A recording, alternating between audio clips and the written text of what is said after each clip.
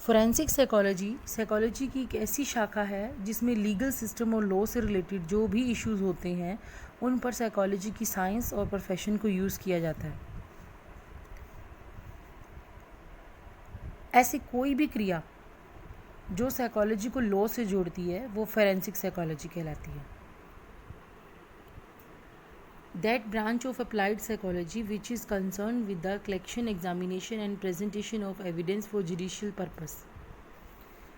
अर्थात forensic psychology applied psychology की एक ऐसी शाखा है जो जुडिशियल पर्पस के लिए एविडेंस को इकट्ठा करने, उनकी जांच करने और उन एविडेंस को प्रेजेंट करने से कंसर्न्ड होती है।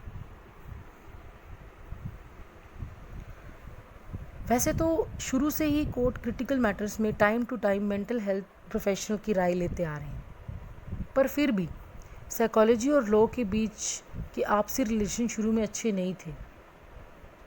बेजलर ने साइकोलॉजिस्ट की यह कहकर आलोचना की थी कि उनके मत साइंटिफिक बेस्ड नहीं होते, वो तो बस साइकोलॉजिकल अप्रोचेस से अपने मॉरल डिसीजन दे देते हैं और साइकोलॉजिकल टेस्टिमोनी यानी एक्सपर्ट टेस्टिमोनी किसी भी तरह से साइंटिफिक नहीं होती।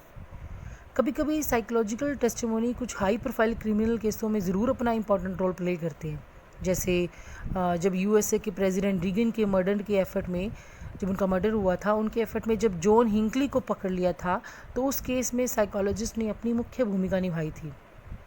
बट हमेशा यही कहा जाता था कि मेंटल हेल्थ एक्सपर्ट ऐसे केसों में इनकंसिस्टेंट टेस्टिमोनी प्रेजेंट करते हैं और पब्लिक में यह इमेज बनी हुई थी कि एक्सपर्ट टेस्टिमोनी किसी भी तरह साइंटिफिक नहीं है। साइकोलॉजी में ह्यूमन बिहेवियर को प्रभावित करने वाले फैक्टर्स की खोज की जाती है। फैक्टर्स कोई भी, जैसे मानसिक, physically, mentally, environment, social, biological आदि हो सकते हैं जो ह्यूमन बिहेवियर को इफ़ेक्ट करते हैं, जबकि कानून में फ्री विल को माना जाता है। कानून में यह माना जाता है कि प्रत्येक व्यक्ति अपने बिहेवियर के लिए खुद रिस्पॉन्सिबल होता है, जबकि साइकोलॉजिस्ट डिफेंडेंट बिहेवियर के लिए दोषी के व्यवहार को प्रभावित करने वाले साइकोलॉजिकल फैक्टर्स का वर्णन करते हैं। तो ऐसा लगता है कि वह यह तर्क दे रहा है कि दोषी अपने व्यवहार के लिए खुद रिस्पॉन्सिबल नहीं है, बल्कि दोषी के व्यवहार के पीछे तो कुछ साइकोलॉजिकल फैक्टर्स हैं जो दोषी के व्यवहार को इफ़ेक्ट करते हैं। जब वकील, कोर्ट, कर्मचारी व अन्य सहयोगियों के सामने यह प्रश्न उठता है कि क्या डिफेंडेंट, दोषी, अपने व्यवहार के लिए खुद जिम्मेवार है, तो साइकोलॉजिस्ट उस समय अपनी मुख्य भूमिका निभाते हैं। वह दोषी के व्यवहार को प्रभावित करने वाले फैक्टर्स के बारे में बताकर कोर्ट की हेल्प कर सकता है। केस की कानूनी फ्रेमवर्क के अंदर ही साइकोलॉजिस्ट के द्वारा दी गई इन्फॉर्मेशन के मीनिंग निकाले जाते हैं, उसके पीछे के रीज़न जाने जाते हैं कि उस दोषी ने ऐसा व्यवहार क्यों किया।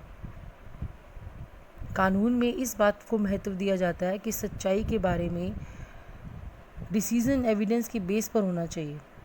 डिफेंडेंट किसी क्राइम का दोषी हो भी सकता है, नहीं भी हो सकता। कानून में किसी भी फैक्ट्स के बारे में जो निष्कर्ष होते हैं वो ऑल और नन किस्म के होते हैं।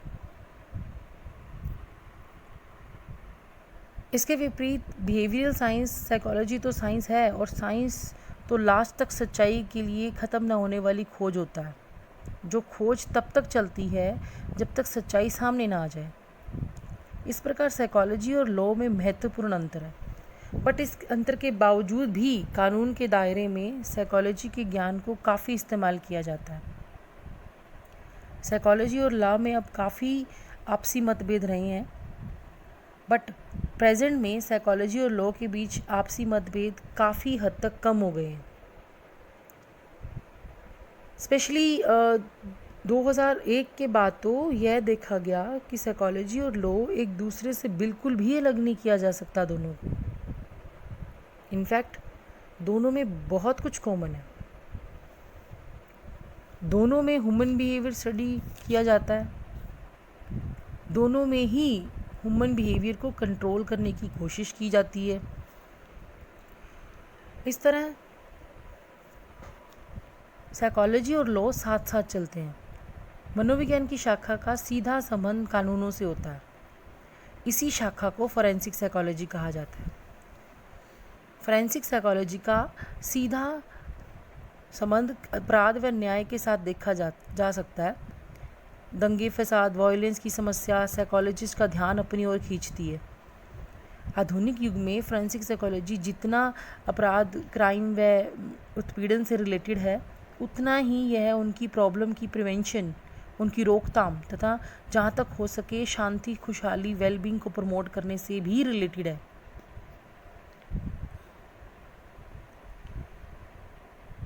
लॉ से रिलेटेड और भी क्षेत्र हैं जिसमें साइकोलॉजी से फ़ायदा लिया जा सकता है, जैसे police and law enforcement. Psychology के ऐसे बहुत से टूल्स हैं जो पुलिस अधिकारी की जनता के साथ इंटरेक्शन को इजी बनाते हैं। पुलिस डिसीजन मेकिंग में अपनी पावर अथॉरिटी का इस्तेमाल करती है। केवल यही जान लेना ही काफ़ी नहीं है कि पुलिस ऐसा बिहेव कहाँ और कैसे करती है। इसके अलावा पुलिस की कार्रवाई ना करने के लिए थिंकिंग परसेप्शन रिलेटेड प्रोसेस का मापन भी ज़रूरी है कि किस कारण वो ऐसा बिहेव करते हैं। साइकोलॉजिस्ट उन वेरिएबल्स का पता लगाते हैं जो पुलिस के इंटरनल और एक्सटर्नल बिहेवियर को इफ़ेक्ट करते हैं। ऐसे कौन से कारण हैं जिसकी वजह से पुलिस एविडेंस के साथ छेड़छाड़ करती है? साइकोलॉजिस्ट और पुलिस अधिकारी की इस प्रकार साइकोलॉजिस्ट जो है वो पुलिस अधिकारी की इस प्रकार हेल्प करता है ताकि पुलिस अधिकारी इस बिहेवियर के पीछे मोरल फैक्टर्स को समझ सके।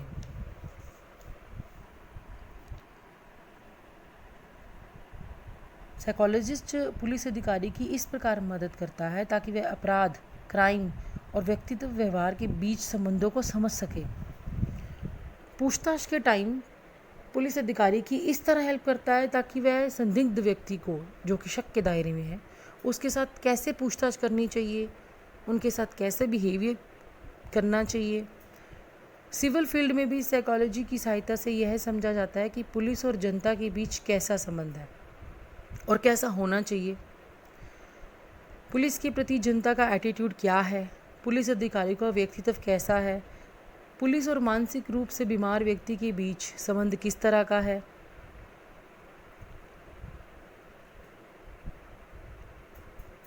कम्युनिकेशन स्किल्स प्रॉब्लम सॉल्विंग में पुलिस की ट्रेनिंग में साइकोलॉजिस्ट महत्वपूर्ण भूमिका निभाते हैं कि किस तरह से पुलिस ऑफिसर अपने बल का प्रयोग करें, किस तरह से अपनी पावर अथॉरिटी का इस्तेमाल करें, कैसे अपनी डिसीजन मेकिंग स्ट्रॉन्ग करने में, फोर्सफुली क्राइम को अपनाने में, trouble youth juvenile gang, police के प्रति यूथ एटीट्यूड, प्रोस्टिट्यूशन आदि।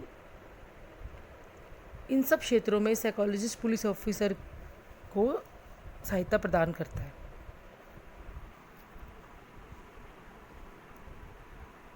Court and legal system. आज के टाइम क्रिमिनल न्याय निर्णयों के सभी एस्पेक्ट में साइकोलॉजी के योगदान को काफ़ी महसूस किया जाने लगा है। केस चलने की शुरू की सिचुएशन से लेकर क्राइम प्रूव होने के बाद की सिचुएशन तक कोर्ट के लीगल प्रोसेस में साइकोलॉजी की भूमिका को इम्पोर्टेंस दी जाने लगी है।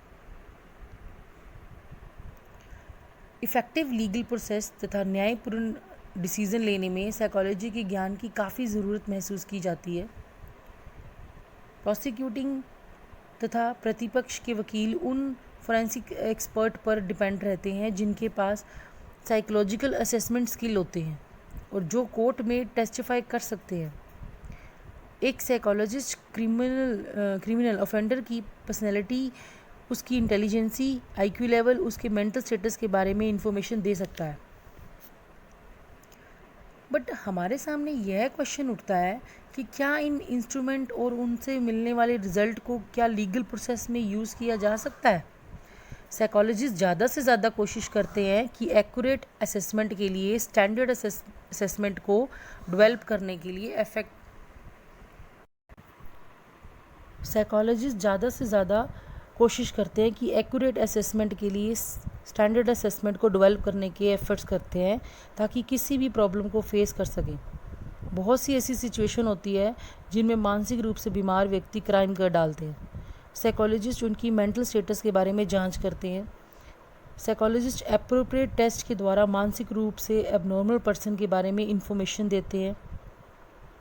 बट हमारे सामने यह प्रश्न उठता है कि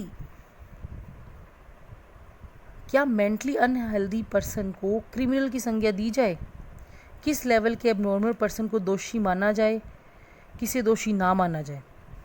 साइकोलॉजिस्ट न्याय प्रणाली की इस प्रकार से मदद करता है ताकि अधिकारी पागलपन का लेवल देख सके, उसके एबनॉर्मलिटी के टाइप को समझकर not guilty by reason of insanity, इंजेरिटी तो guilty but mentally ill, GBMI को मद्देनज़र रखते हुए ही कोई डिसीज़न ले।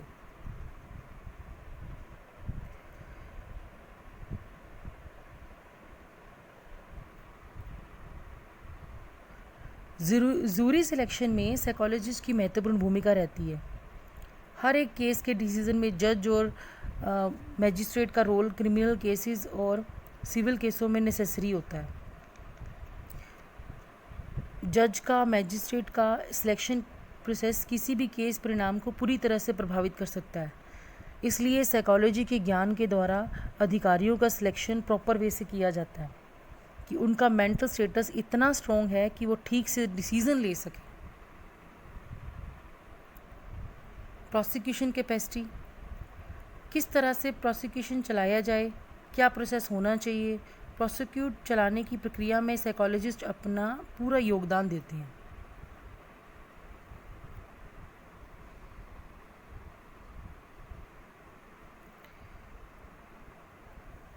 प्ली बार्गनिंग, जिसमें वकील अपने पक्ष की दलील देते हैं, उसमें साइकोलॉजिस्ट कोर्ट की पूरी तरह से हेल्प करते हैं। फोरेंसिक वर्डिक्ट्स, न्यायपूर्ण निर्णय लेने साइकोलॉजिस्ट कोर्ट की पूरी तरह से मदद करते हैं। इफेक्टिव लीगल प्रोसेस तथा न्यायपूर्ण डिसीजन लेने न्यायपूर्ण डिसीजन लेने में साइकोलॉजिस्ट के ज्ञान की ज़रूरत महसूस की जाती है। रिस्क असेसमेंट, जोखिम मापन भी फोरेंसिक साइकोलॉजी में अपना इम्पोर्टेंट स्थान रखता है। साइकोलॉजिस्ट कुछ टेस्ट का यूज़ करके यह प्रिडिक्शन करते हैं, भविष्यवाणी करने की कोशिश करते हैं कि डिफेंडेंट, प्रतिवादी द्वारा फ्यूचर में वॉयलेंट बिहेवियर करने की क्या पॉसिबिलिटी है। साइकोलॉजिस्ट बहुत से ऐसे एफर्ट करते हैं ताकि वैलिड प्रिडिक्शन इंस्ट्रूमेंट का विकास हो सके और व्यक्ति और समाज को इसके गलत इफ़ेक्ट से बचाया जा सके। इस प्रकार हम कह सकते हैं कि कोर्ट और लीगल सिस्टम के ऐसे बहुत से क्षेत्र हैं जिसमें साइकोलॉजिस्ट अपना एक विशेष स्थान रखता है।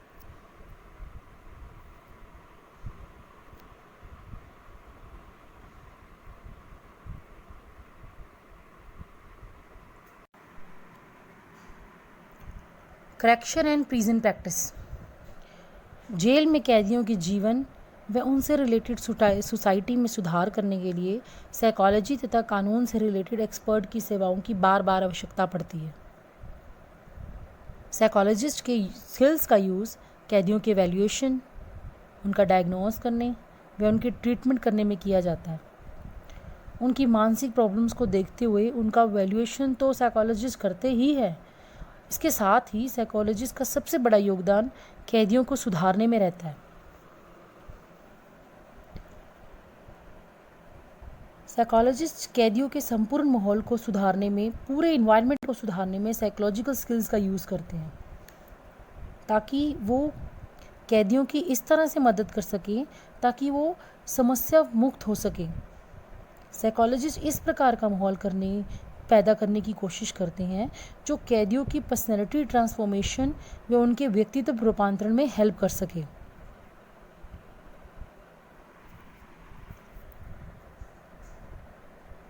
करेक्शन एंड प्रिजन प्रैक्टिस से रिलेटेड बहुत सी प्रॉब्लम है जो साइकोलॉजिस्ट का ध्यान अपनी तरफ खींचती है।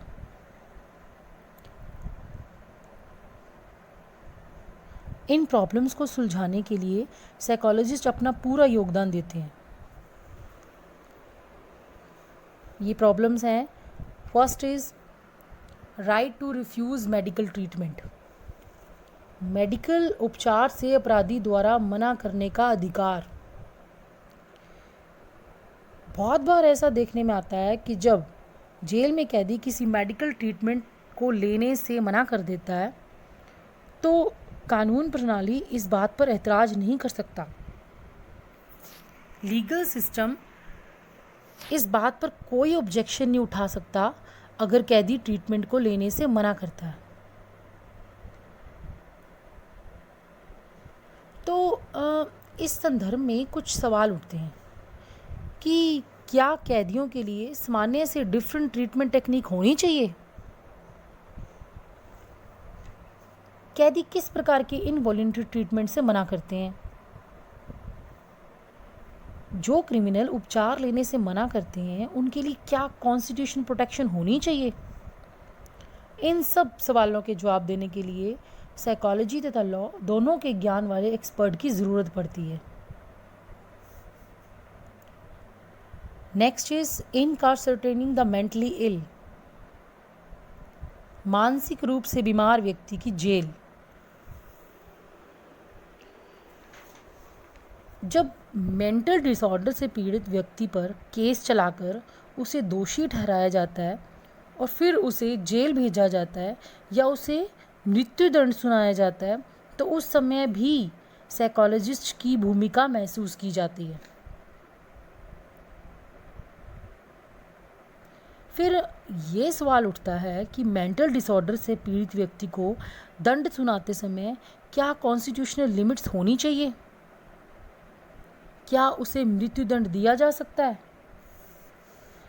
यदि साइकोलॉजिस्ट अपने ज्ञान के आधार पर किसी क्रिमिनल के मेंटल डिसऑर्डर के टाइप्स व उनके अंशों को इस लेवल पर पाता है कि उसे मौत की सज़ा दी जा सकती है तो उस समय साइकोलॉजिस्ट को अपना डिसीज़न देते समय बहुत से मॉरल कन्फ्लिक्ट्स, बहुत से नैतिक उलझनों का सामना करना पड़ता है।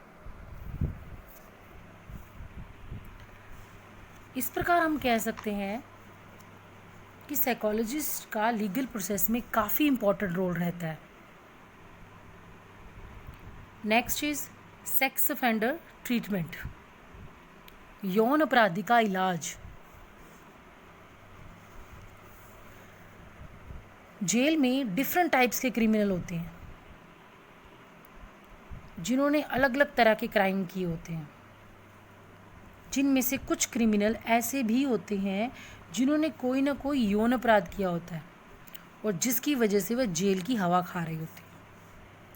इस तरह के क्रिमिनल कभी कभी महिलाओं को छेड़छाड़ करने, उनको तंग करने, उनका रेप करने के क्राइम में उन्हें सज़ा हुई होती है। साइकोलॉजिस्ट इन क्रिमिनल्स के ट्रीटमेंट में अपना रोल प्ले करते हैं। Next is technology and electronic monitoring. तकनीकी इलेक्ट्रॉनिक मॉनिटरिंग। आज का मॉडर्न युग टेक्नोलॉजी का युग है। आजकल जेल में अधिकारी टेक्नोलॉजी और इलेक्ट्रॉनिक मॉनिटरिंग का यूज़ करते हैं। अब यह प्रश्न उठता है कि कैदियों की मॉनिटरिंग के लिए इलेक्ट्रॉनिक टेक्निक का यूज़ करने के लिए सुरक्षा प्रबंध कैसे होने चाहिए?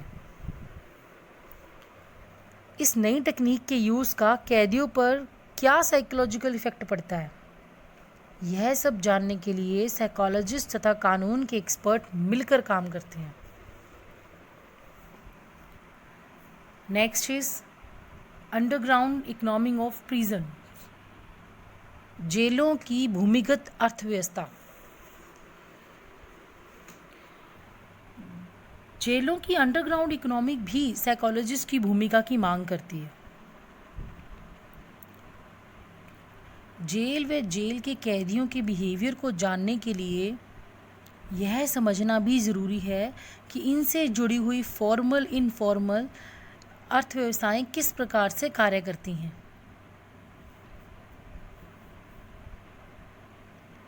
अब इसमें यह प्रश्न उठते हैं कि कौन कौन सी गैर कानूनी गतिविधियां, इल्लीगल एक्टिविटी जेल के जीवन का हिस्सा होती हैं। जेल में गैंग व्यवहार तथा भूमिगत अर्थव्यवस्था में कैसा संबंध होता है। जेल में गैंग सुधारात्मक गार्ड तथा अंडरग्राउंड इकोनॉमिक एक दूसरे से कैसे रिलेटेड होते हैं? इन सब प्रश्नों का उत्तर साइकोलॉजी तथा कानून के एक्सपर्ट मिलजुल कर ढूंढते हैं।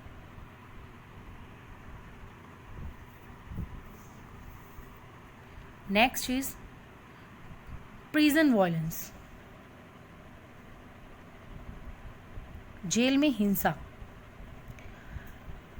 जेल में कई जगह पर काफ़ी हिंसा, वायलेंस दिखाई देती है। इस वायलेंस के लिए बहुत से फैक्टर्स रिस्पॉन्सिबल होते हैं। इन सब फैक्टर्स को समझने के लिए साइकोलॉजिस्ट की ज़रूरत पड़ती है। इस प्रकार हम कह सकते हैं कि साइकोलॉजिस्ट न केवल उन कैदियों के व्यवहार का अध्ययन करते हैं जो ट्रीटमेंट से मना करते हैं, जो मेंटल डिसऑर्डर से पीड़ित होते हैं या जो किसी यौन अपराध की वजह से जेल में होते हैं, बल्कि वो उस पूरे एनवायरनमेंट को सुधारने के लिए सुझाव देते हैं जिसमें समस्या पैदा हो सकती है। इस प्रकार साइकोलॉजिस्ट ऐसा माहौल पैदा करने की कोशिश करते हैं जो समस्या मुक्त हो और जो कैदियों की पर्सनैलिटी ट्रांसफॉर्मेशन में सहायक सिद्ध हो सके।